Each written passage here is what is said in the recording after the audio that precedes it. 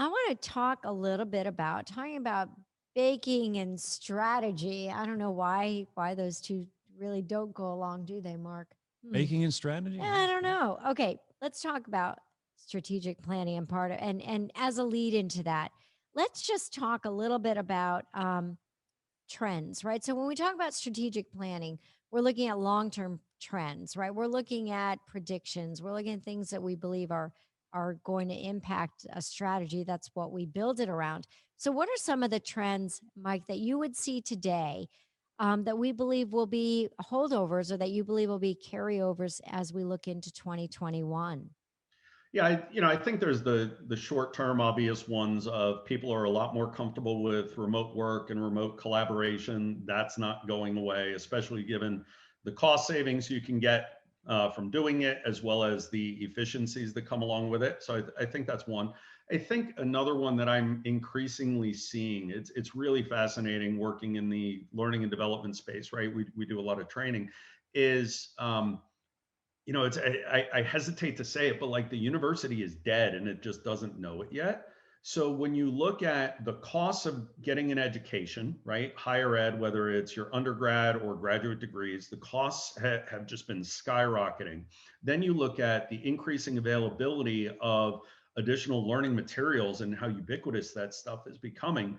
Look at LinkedIn Learning and e-learning platforms and being able to do distance learning. And now you've got learners who are getting more comfortable doing distance learning. Plus, you've got another trend of people continuing to look for career growth. But I think this whole all the unemployment that we've experienced and all the shocks to the system, I think it's going to be an awakening for a lot of people saying, yeah, my company always said they would be there for me until they weren't.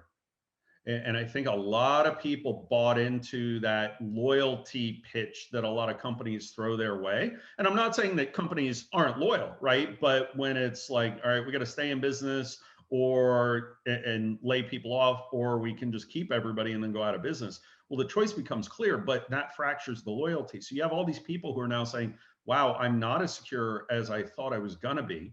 Therefore, how do I increase my marketability? How do I do it in a more remote manner, right? And there's just a lot of interesting workforce dislocation trends that I think are absolutely going to continue, and that can have huge implications for your sales force, right? I mean, you think about your salespeople, and we know they stay around for compensation and for lifestyle. Some of them stay around for the travel. That's not happening anymore, and you really got to rethink how you approach them.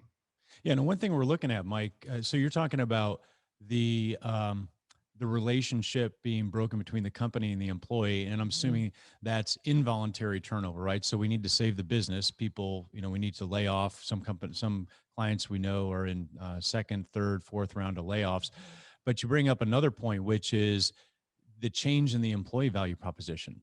So Yeah. as a salesperson, I'm getting bunny slipper fatigue working in my living room all the time, and I really want to be out with people, and this is not really what I signed up for.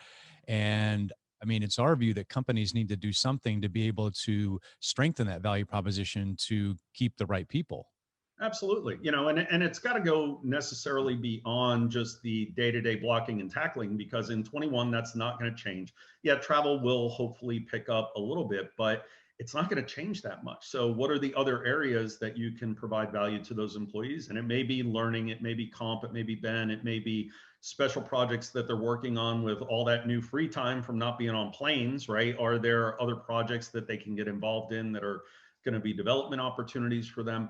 I think the other thing to realize is people are now going to be a lot more comfortable taking roles outside of their geography. And this is going to work either to a company's advantage or against it, right? So now I can touch salespeople. I can have salespeople working remotely. It used to be, oh, I need to see my salespeople physically, like at least once a week when they get in off the road, and we'll have our sales huddles. And it's like now, all right, everybody hop on Zoom. Let's have the sales huddle. And people are not tied to the office anymore. So you're Mhm. going to have these high performers, right? So when you have the layoffs, the low performers go for the most part, but you're going to have the high performers saying, wait a minute, yeah, I'm not secure either. So they were first, but I may be next.